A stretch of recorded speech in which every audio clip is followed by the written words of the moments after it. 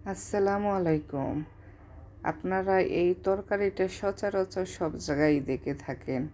আমি মনে করি যাদের ভাত খাওয়ায় অরুচি, ভাত খেতে ইচ্ছে করে না, তারা এই তরকারিটা চিংড়ি মাছ দিয়ে রান্না করলে তারা প্লেটে ভাত নিবে আর শেষ হয়ে যাবে।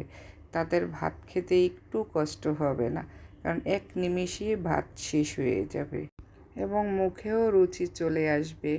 এই তরকারিটা আপনারা কিভাবে রান্না করেন জানি না।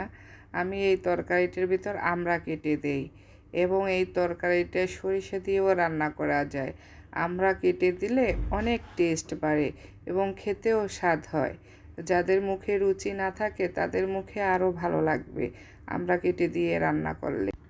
আপনারা এটাকে কেটে তারপর রান্না করার আগে 5 মিনিট গরম পানি দিয়ে জ্বালিয়ে নেবেন, তাহলে ওই লোদা লোদা ভাবটা তাহলে চলে যাবে।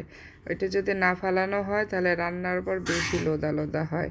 এটা লোদা লোদা হয় বলে এই জন্য আমি এই তরকারিটার নাম দিয়েছি গলা পিছলানো তরকারি। আমার ভিডিওটা যদি ভালো লেগে থাকে তাহলে আমাকে লাইক, কমেন্টস এবং শেয়ার করে পাশে থাকবেন। আপনাদের একটি লাইক, কমেন্টস আমাকে আরও উৎসাহ বাড়িয়ে দেয়। আল্লাহ হাফেজ।